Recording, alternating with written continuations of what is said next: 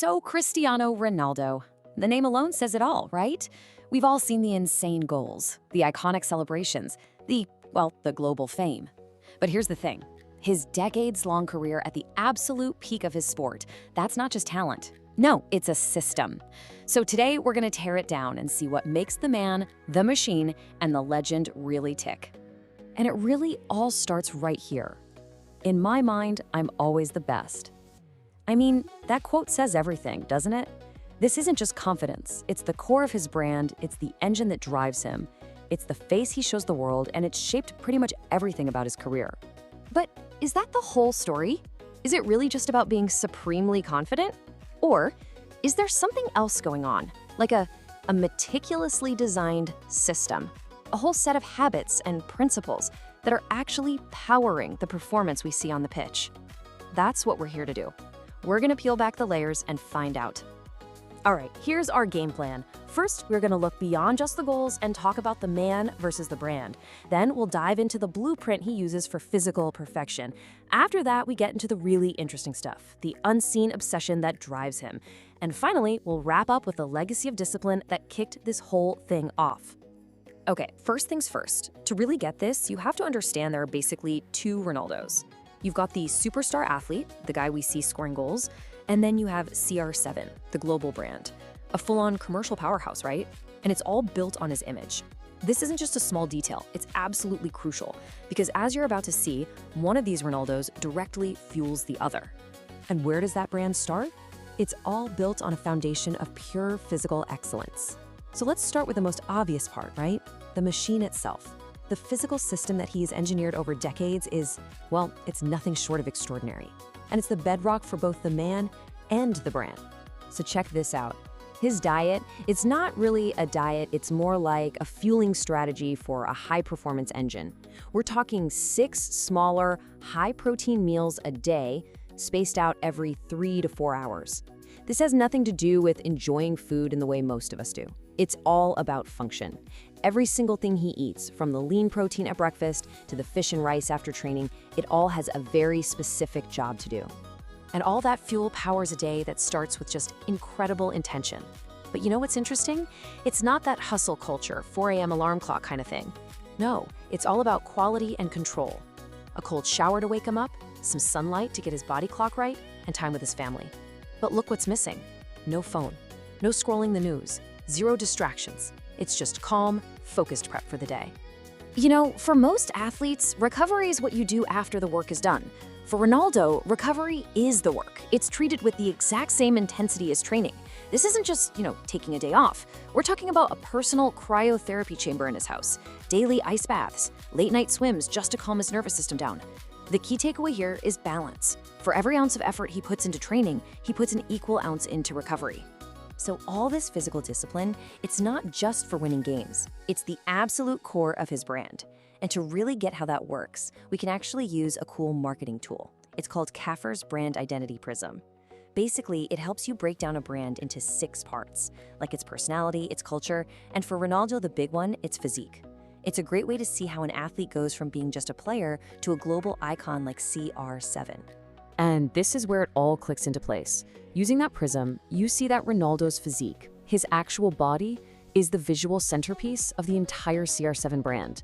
It's not just an asset for playing soccer, it's the commercial engine that sells everything from his underwear line to fragrances. So just how extreme is this commitment we're talking about? Get this, he maintains a body fat of just 7%. 7. To put that in perspective, that's a whole 3% lower than the average professional soccer player. That one number, it tells you everything you need to know about his level of dedication. All right, so we've seen the machine. It's incredible, but what's powering it? What's the software running on that hardware? Now we've got to peel back another layer and look at the invisible engine, his mindset, because this is where the real obsession lives. And the best way to really understand this mindset isn't through stats, it's through the stories. The stories from people who've seen it up close, day in and day out. His teammates, both past and present, they all say the same thing. His discipline, his dedication, it's on another level, almost inhuman. I love this story. It's a classic. So his teammate, Rio Ferdinand, beats him at table tennis. Just a friendly game, right? The whole team is laughing. So what does Ronaldo do? He goes out, buys a ping pong table, practices non-stop for 2 weeks, and comes back and beats Rio. See, it was never about the table tennis. It was about an absolute pathological refusal to lose at anything. Or how about this one from PRINZ-XE? He gets invited to Ronaldo's house for lunch. Sounds great, right? He said the meal was just plain chicken, some salad, and water. No juice. And the second they finish eating, Ronaldo's like, okay, let's go to the garden and train.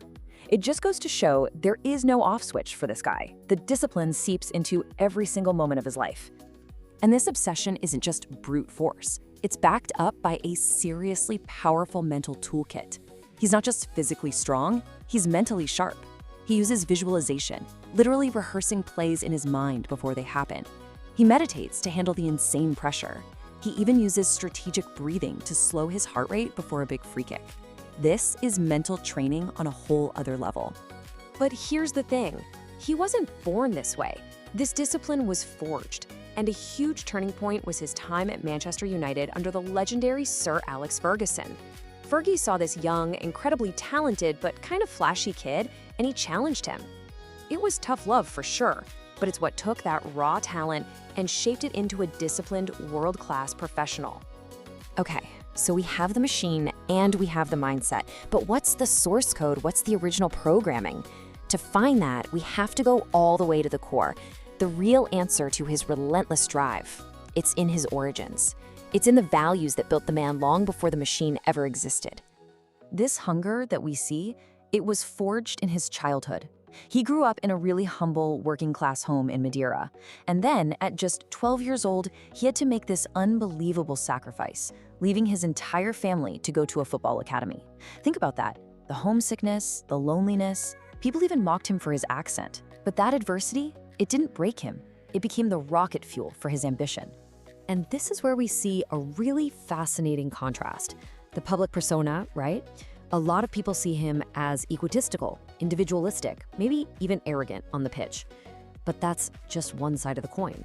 That perception completely masks a very different private reality, a reality where he's an incredibly prolific and often very quiet philanthropist. And we're not talking about small donations here and there. I mean, we are talking about paying over $83,000 for one child's life-saving surgery, donating more than $350,000 for earthquake relief. He even funded the construction of an entire children's hospital. This is serious, life-changing stuff. So why does he do it? What's the motivation? Well, he traces it all back to his upbringing. He says his father always taught him that when you help other people, God will give you double.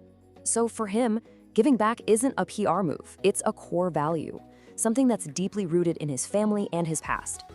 So when you put all these pieces together, you finally see the whole system. His legacy, it's not just about talent, not even close. It's a complete structure built on a foundation of purpose, powered by an obsessive mindset, and fine-tuned by a world-class physical machine. It is, in every sense of the word, a complete system of relentless discipline. And that legacy, it kind of leaves us all with a pretty powerful question, doesn't it? Ronaldo's entire life is a testament to what discipline can build. So it really makes you stop and think, what's the foundation that you're building yours on?